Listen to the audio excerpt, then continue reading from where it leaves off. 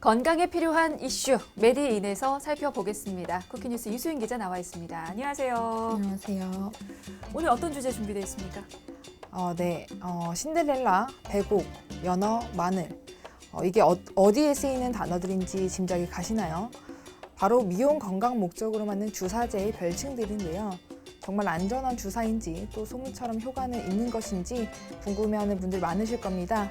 오늘은 이런 미용 건강 증진 목적으로 사용되는 주사제의 허와 실에 대해 자세히 알아보도록 하겠습니다. 네, 맞으면 피부가 밝아진다, 얼굴이 조그마진다, 혹은 살이 빠진다 이렇게 광고하는 미용 주사들. 피로 회복을 원하는 분들이거나 아니면 결혼 같은 중요한 행사를 앞둔 여성분들에게 정말 인기가 많은 것으로 알려져 있는데요. 효과만큼이나 중요한 게 이 주사제의 안전성이겠죠. 자, 오늘 주사제의 성분 무엇이고 또 주의할 점은 없는지 이야기 나눠보도록 하겠습니다. 자, 이런 주사는 병원에서 대부분 맞을 수 있는 거죠?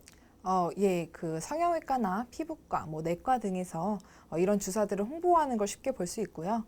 주사를 맞은 뒤 바로 일상생활을 할 수 있다는 점에서 부담 없이 시술을 받는 분들이 이제 많다고 합니다. 네, 말 그대로 정말 특별한 수술이 필요 없이 주사 한 대만 맞으면 이게 주름이 펴지고 혹은 피부가 좋아진다 이렇게 홍보가 되고 있다 보니까 의사에게나 환자에게나 인기가 많을 수밖에 없을 것 같은데요. 이런 미용 주사를 맞는 분들은 어느 정도나 될까요? 관련해서 지난 2016년 한국보건사회연구원이 보톡스와 미용주사 시장 비급여 규모를 이제 최초로 집계해 본 결과가 있는데요. 2014년 기준 1,300억 원대 규모로 4년 새 43%나 급증한 것으로 조사됐습니다. 또 대부분 전문 과목과 상관없이 비급여로 사용되고 있었는데요. 2014년 보톡스가 690억 원으로 절반 이상이었고요. 소위 의료기관에서 칭하는 태반주사, 연어주사, 칵테일주사, 비욘세, 아이유 주사 등의 순서로 이제 나타났습니다. 사실 매년 이 관련된 시장 규모가 급증하고 있기는 한데 정작 이 주사에 대한 효능을 제대로 알고 맞는 분은 얼마나 계시는지 의문이 되긴 하는데요. 사실 이런 미용 주사들이 치료 목적의 의약품이라면서요? 예, 대부분의 미용 주사들의 원래 효능은 조금 이제 다릅니다. 난청, 신경성 질환, 관절염, 괴혈병 예방이나 치료처럼 미용과 이제 그런 직접적인 관련이 없는 목적으로 허가를 받았습니다. 대표적인 미용 주사로 알려진 배곡 주사, 신데렐라 주사, 마늘 주사 등은 미백 주사로 알려져 있지만 사실은 치료 목적의 의약품인데요. 배곡 주사는 알코올 중독이나 만성 간질환 환자의 간 기능 개선, 신데렐라 주사는 심한 육체 노동으로 사람 몸속의 지방산인 티옥조산이 줄어든 경우 보급 목적, 마늘 주사는 비타민 B 결핍증 치료 등을 이제 목적으로 허가됐다고 합니다. 네, 자 이렇게 허가 사항 외에 미용 목적으로 너무나 과도하게 사용을 하는 것은 지양해야 한다라고 정부가 몇 년 전에 경고를 한 바 있는데요. 근데도 여전히 일부 병원에서는 피부 미용을 목적으로 이런 주사들을 좀 과도하게 투여를 하고 있다면서요? 예, 그 의료 현장에서는 보험사에 실손보험을 청구할 수 있다며 그 미용 목적의 비급여 영양주사 치료를 권유하는 관행이 여전히 좀 흥행합니다. 병원에서는 그 실손보험 청구를 무기로 내세우는데요. 아예 실비보험으로 수익 막기라며 이제 노골적으로 홍보하는 곳도 있다고 합니다. 이런 병원의 말을 믿고 섣불리 주사를 맞아서는 안 되는 거죠? 예, 그 미용 주사를 맞고 허위 진단서로 보험금을 받으면 사기범으로 이제 전락할 수 있을 뿐더러 청구하는 과정에서도 난처한 상황에 처할 수 있기 때문에 주의하셔야 하는데요. 최근 보험업계는 그 손해율이 상승하자 영양주사에 대한 심사를 강화했습니다. 네, 이게 주사 한번 맞았을 뿐인데 사기범으로 전락을 할 수가 있다고 하니까 주의를 하실 필요가 있는데, 근데 사실 모두가 영양 주사나 미용 목적으로 주사를 맞는 건 아닐 겁니다. 그래서 일각에서는 치료 목적으로 이렇게 영양 주사를 처방받는 애꿎은 환자들만 좀 피해를 본다라는 이야기도 나오고 있더라고요. 예, 그 암 환자들은 비타민 주사를 맞는 경우가 많은데요. 이들마저도 보험금을 받지 못하는 사례가 적지 않습니다. 그 암 환자들이 모인 카페에서 한 갑상샘암 환자는 비타민 주사가 갑상샘암 치료제가 아니어서 보험금이 지급되지 않을 수 있다고 한다. 비타민이 결핍됐다는 소견서를 제출하라고 해서 냈는데 치료제로 인정할 수 없다는 보험사 답변이 다시 돌아왔다는 그런 내용의 글을 올리기도 했습니다. 네, 이게요 본래 효능과 다른 주사를 맞는다는 것 자체도 문제지만 이게 과도하게 맞을 경우에는 부작용 우려가 있어서 이 또한 좀 걱정이 되는데요. 이와 관련해서 의료진들도 우려를 표한 바 있죠. 예, 한국보건사회연구원이 의사를 대상으로 설문조사한 결과 허가 초과 처방이 상대적으로 환자에게 위해 가능성이 높은가라는 질문에 설문자의 절반 이상, 그러니까 53.5%가 그렇다고 응답했습니다. 또 부작용을 경험한 적이 있다는 응답도 13.7%에 달해서 의료진도 허가 초과 처방에 그런 분명한 문제의식을 갖고 있는 것으로 나타났습니다. 그렇군요. 자, 이런 미용 주사의 효과와 관련해서 최근에도 연구가 좀 진행된 바 있는데요. 한국보건의료연구원입니다. 이곳에서 국내외 문헌을 바탕으로 신데렐라 주사, 마늘 주사, 배곡 주사, 태반 주사, 비타민 주사 등등에 대한 유효성 연구를 진행을 했습니다. 어떤 결과가 나왔습니까?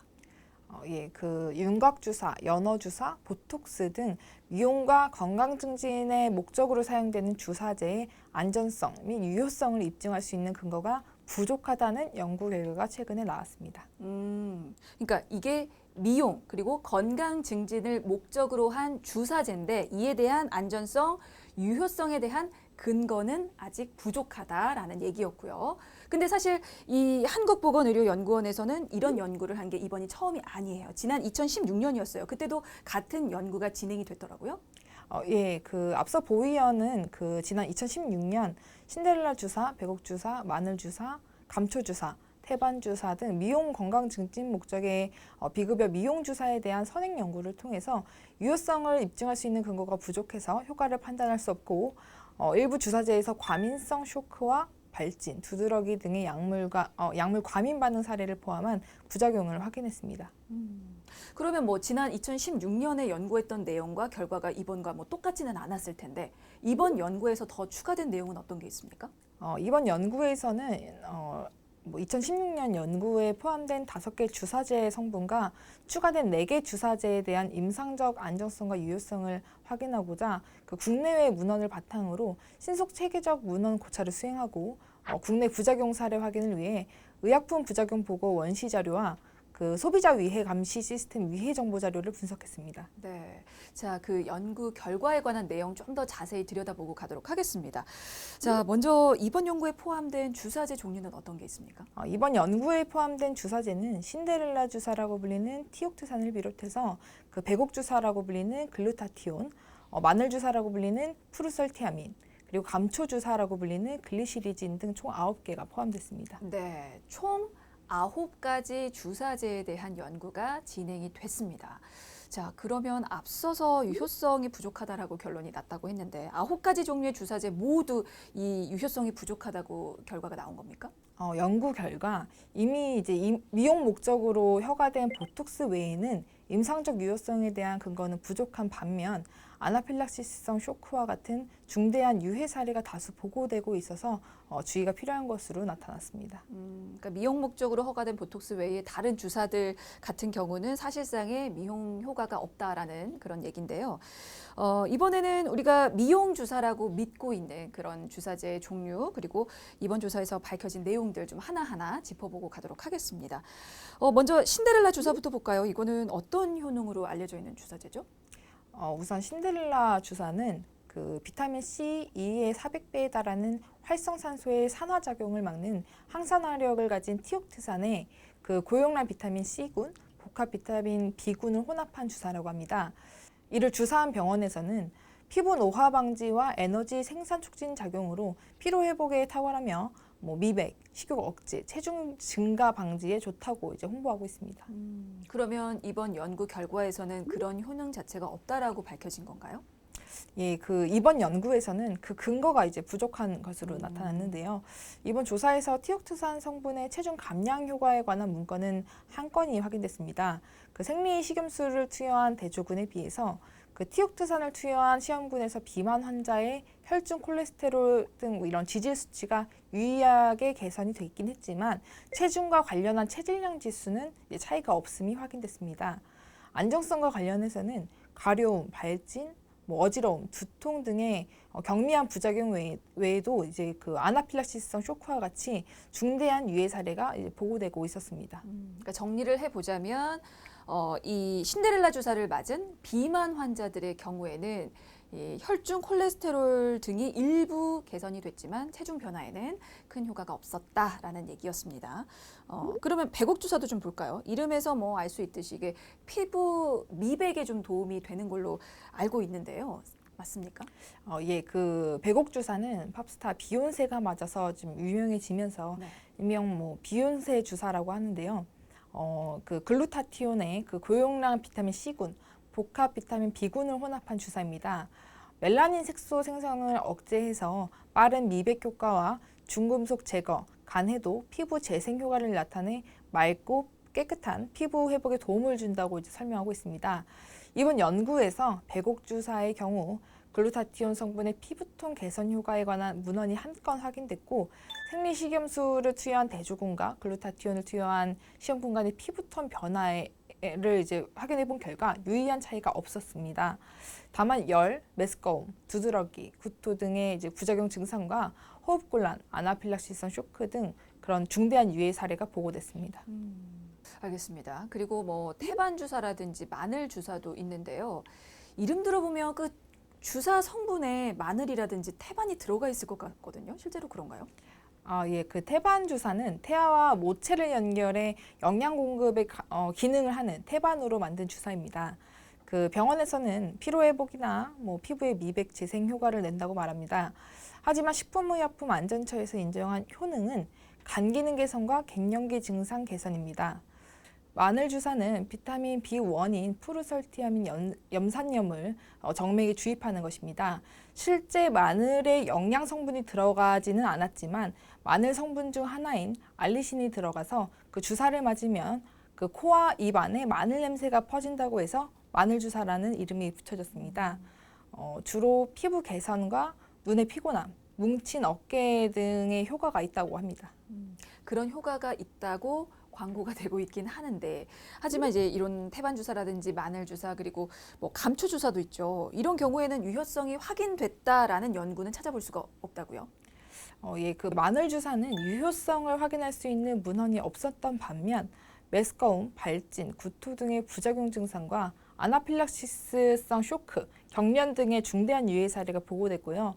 그 감초 주사 또한 유효성을 확인할 수 있는 문헌이 없었습니다. 특히 의약품 부작용 보고 시스템에서 다른 성분을 함유한 다수의 품목이 동일한 ATC 코드, 그러니까 그 약물이 작용하는 장기나 계통, 화학적 특성에 따라 분류한 코드로 이제 분류돼 있어서 글리시리진 성분만의 안전성은 확인할 수 없었습니다. 그 태반 주사 또한 유효성을 확인할 수 있는 문헌은 없었고, 그 의약품 부작용 보고 원시 자료 내 그 자하거 추출물 관련 부작용은 보고되지 않았으나 그 소비자 위해 감시 시스템에서는 두드러기, 전신 발진, 부종, 복통 등의 사고 경위가 이제 접수됐습니다. 비타민 주사는 어떻습니까? 이거 피로 회복 효과를 좀 기대하면서 많이들 받잖아요. 예, 그 비타민 주사는 아스코르민산 성분의 피로 개선 효과에 관한 문헌이 한 편 이제 확인됐고요.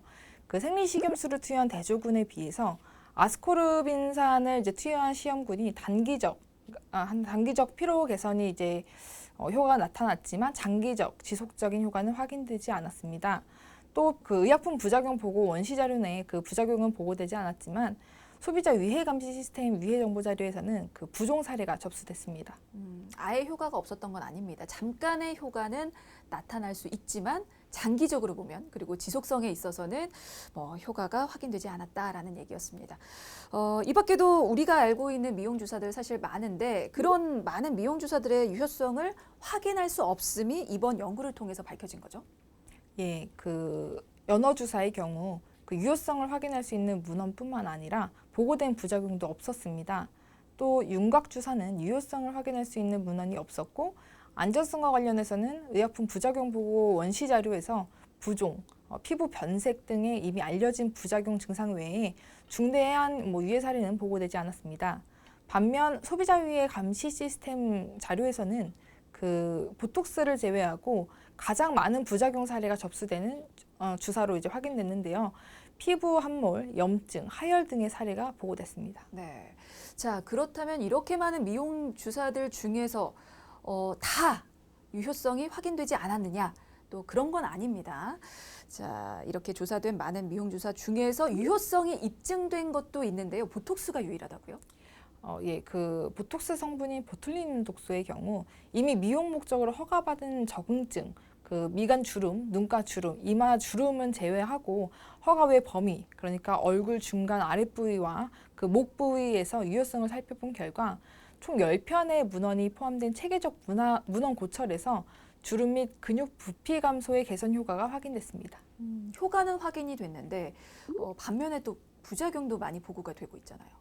그렇죠. 그 미용 목적으로 사용량이 많은 보툴리눔 독소의 경우 의약품 부작용 보고 원시 자료와 소비자 위해 감시 시스템 위해 정보 자료 모두에서 9개 주사제 성분 중 부작용 건수가 가장 많이 보고되고 있고 이 중 호흡곤란, 삼킴장애, 안검하수, 신경변증 등 뭐 이런 것들로 이제 입원 또는 입원 기간을 연장하는 중대한 유해 사례로 이제 지속적으로 보고되고 있었습니다. 네.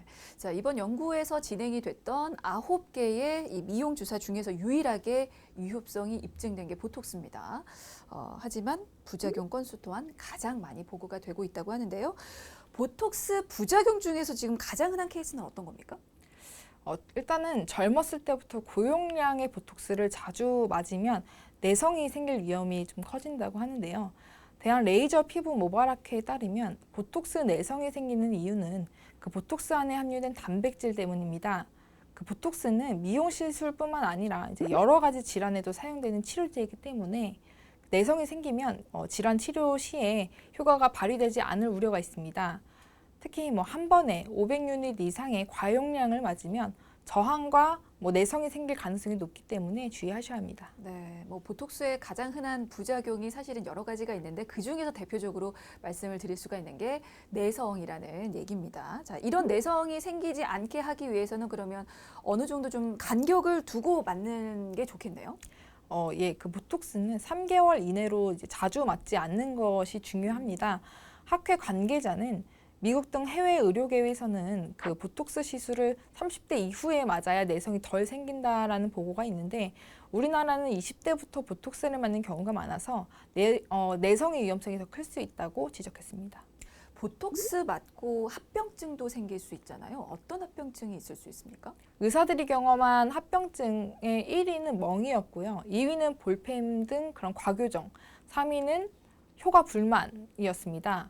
이 학회 관계자는 입가 그 저작근 주위에 과용량의 보톡스를 놓으면 약제가 주변으로 약물이 확산되면서 볼페임이나 처짐 등의 증상이 발생할 수 있다.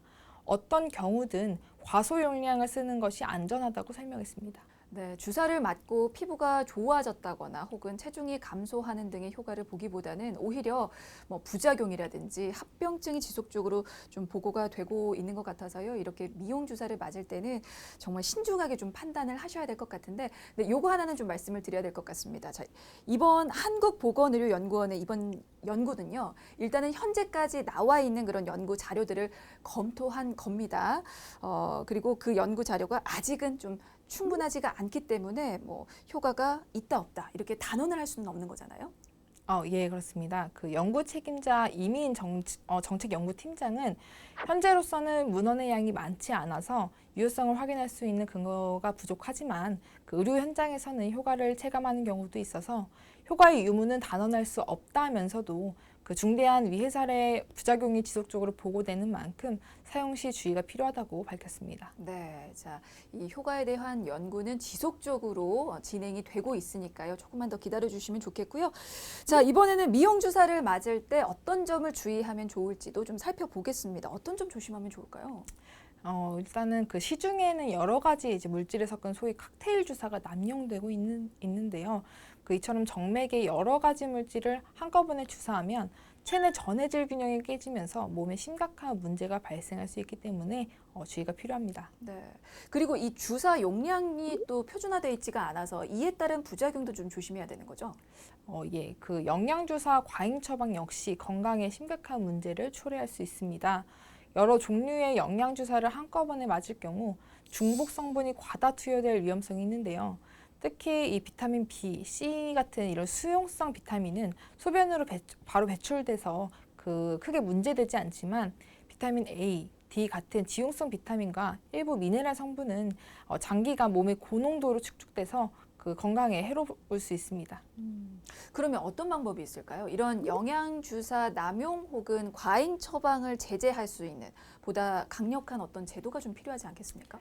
예, 관련해서 이민정책연구팀장은 대한의사협회의 정맥영양주사요법 사용 권고 지침을 준수하고 환자에게 허가 외 사용 그리고 부작용에 대한 충분한 정보 제공과 동의를 받는 등 국민이 안전에 그런 위협을 받지 않도록 제도적 장치가 필요하다고 이제 강조했습니다. 네, 알겠습니다. 사실 이건 미용 주사에만 해당되는 얘기가 아닙니다. 모든 시술 혹은 모든 수술에는 부작용이 따를 수 있고요. 그리고 그 효과 또한 개개인마다 다르게 나타난다는 사실 다들 알고 계시죠? 그렇기 때문에 이렇게 주사를 맞기 전에는 의사 그리고 전문의와 충분히 상담을 하시고 혹시나 맞았다라고 하시면 맞은 후에 또 자신의 몸 상태를 좀 면밀하게 살펴보시면 좋겠습니다. 자, 메디인 오늘은 여기서 인사드립니다. 지금까지 쿠키뉴스 유수인 기자였습니다. 고맙습니다. 감사합니다.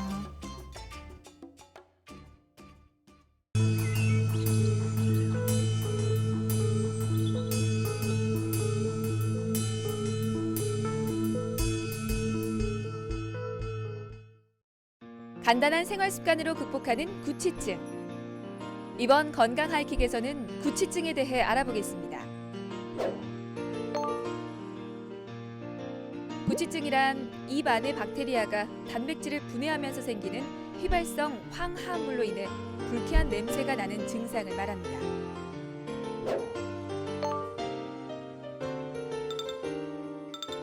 구취증은 잇몸 질환, 충치, 오래된 보철물 하방의 치태, 세균, 그리고 설태에 의해 주로 나타납니다. 구취증은 식습관하고도 아주 밀접한 관련이 있습니다. 다이어트를 할 때 탄수화물 섭취를 줄이고 단백질 섭취를 늘리게 되면 지방이 분해되면서 냄새를 유발하는 케톤이라는 화학물질이 생성돼 구취증이 납니다. 그리고 마늘, 양파, 술 등과 같은 자극적인 음식도 구취에 영향을 줍니다.